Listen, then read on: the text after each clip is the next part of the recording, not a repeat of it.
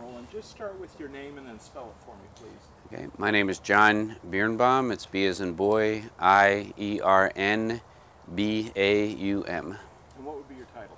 I'm a professor in the horticulture department. Okay. First of all, explain, before we even get to these questions, and just look kind of right like here, explain what a hoop house is. Okay, so we're standing here at a hoop house, also known as a high tunnel or a passive solar greenhouse, which is a structure that helps us do protected cultivation, and it can help us extend the season for warm season vegetables like tomatoes and peppers and eggplants that may not have enough time between the frost dates to get a good yield. So it allows us to do more of those in the summertime. But then in the wintertime, it allows us to take cool season vegetables, leafy greens like spinach and chard and kale, and protect them so that they can be harvested all winter long. Okay. Explain what your project is or what you're hoping to do in the UP with transitioning hoop houses up there in the North Farm. Okay. So what I've been asked to participate in and contribute is to work with all the people at the station and then the local community there in the UP to look at how we can use hoop houses and other methods of small-scale diversified vegetable production at that latitude to increase the availability of fresh local vegetables. In the process, we're hoping to do that in a way that is ecologically sound and really works on building the soil, which is a big part of the organic farming that we do here, is starting with the soil and building on that to grow healthy plants and feed healthy people. Are you partnering with anybody in this project? Primarily I'm working with, Matt Raven is the lead more on helping to develop the North Farm, and but there's a number of other people there at the station, Ashley and Jason, who are all interested in seeing how this all fits together, both the vegetable production together with the animal systems that are there, and how it all can be rooted into the soil and the health of the soil. How important is it to be able to utilize a hoop house in the UP?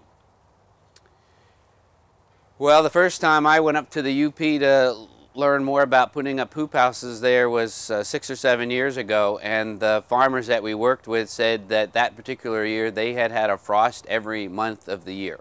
And I think that graphically describes the fact that if you can have a frost in June, July, and August, that it makes it pretty difficult to grow vegetables, particularly warm season vegetables like tomatoes that everybody so wants. So the hoop house, I'm really looking forward to the opportunity to try it at that latitude. We're here at about 41 degrees north latitude in Lansing, and there will be at 47 or so, 48. And so it's going to be significantly less light and potentially cooler temperatures. And it looks like it will work. There are already some farmers in the area who are using hoop houses, but working on the details of how to optimize them, how to get the most that we can at that location will be a good challenge. What do you hope to ultimately achieve? I mean, what do you see, where do you hope to accomplish by doing this up there? Well, I think one of the biggest issues, if we just step back and look at the big picture, is the health of the people that live there, and to give them the healthiest food and to allow them to improve their health. And a big part of that is food security, having food that's locally available. Right now, a large part of the food is transported in, and we would expect that to continue, but at times, if there are problems with the transportation system or with the increasing price of fuel, it's going to make a lot more sense for us to look to be more food secure in that particular area. Why should people be invested in the insight this research can provide, especially folks in the UP and other regions that have similar climate? I mean, why should they invest in this? It's not that long ago that people in that climate did produce all their own food, but our food system has moved to more long-range transportation of food. So I think, again, as I mentioned, the food security issue, that if I lived there, that's what I would want, to be able to have more, a little more control, a little more say in what we're eating and how we can get that, and to have it more produced locally. So clearly when we were doing the review of the station, that this is what people that lived up there wanted to have, is to have a little more connection with the food production. How do you think this will impact the ag industry in the UP? Do you think once this takes off that other people will want to replicate it, and then there will be more hoop houses throughout the UP? The model that we've been sharing with people is a model of smaller scale, diversified, distributed production, and it tends to favor having a lot of people involved as opposed to having a larger scale with fewer people involved. So yes, I think it is something that can be easily replicated and done at a variety of scales, both small, medium, and large, but the whole goal is to get more people involved in agriculture and more people thinking about where their food comes from. And it's not just at the production level. There's a lot of other ways that people can be involved, everything from having hoop houses at schools and having hoop houses that support institutions, anything from hospitals to retirement facilities to prisons, can all make use of this type of technology of getting people involved in growing their own food.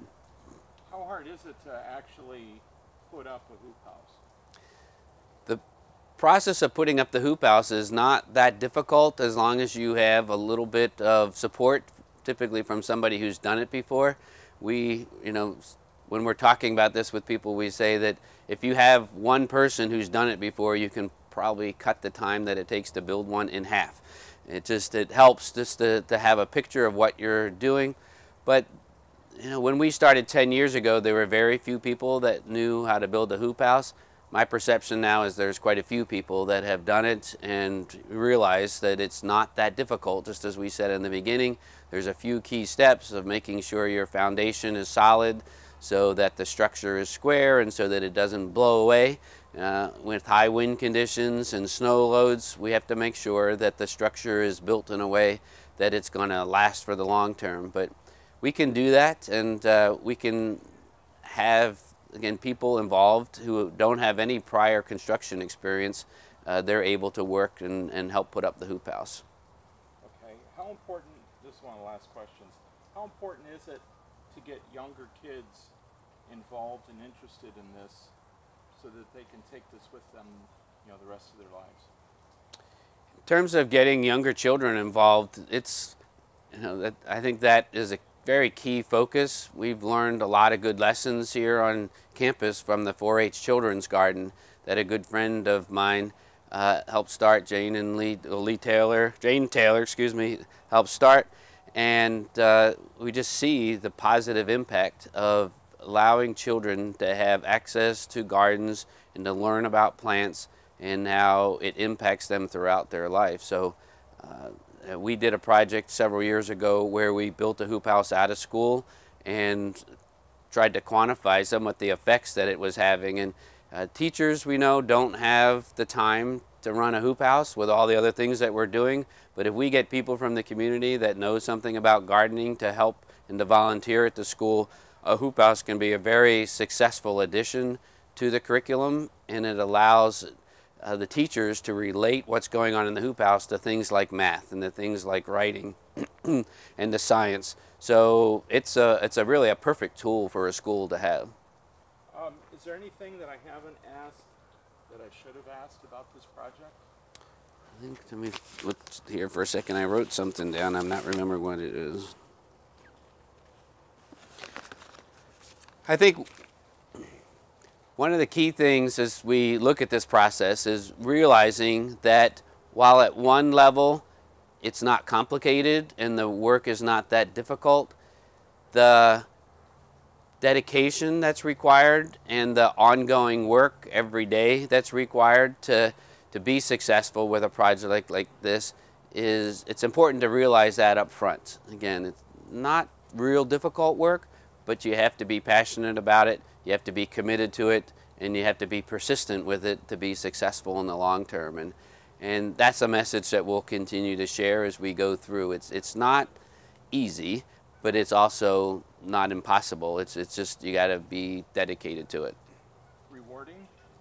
Definitely rewarding. I mean, that's what keeps bringing me, back. That's why we started the Student Organic Farm, is to see the look on, let's say it's one of the reasons we started the Student Organic Farm, is working with the students and seeing the rewards on the reward on their face and the success, and knowing that they were a part of that. One of my favorite pictures when I give presentations is a group of students standing in front of the first hoop house when it got finished in the fall of 2002, after they had spent 10 weeks out here every Saturday working on the hoop houses. And the reward was there, and I asked one of the students, like, why did you do it? Why did you come out every week? And the answer was very quick and clear, was because we had to. We know how important this is, not just for us, but for all the students that are going to come after us that really want to do this. And that's been the theme for the last 10 years. We're now, 10 years of CSA at the Student Organic Farm, and all the students get great pleasure out of seeing the results of their work and how it impacts people. Very nice. Thank Good you. job.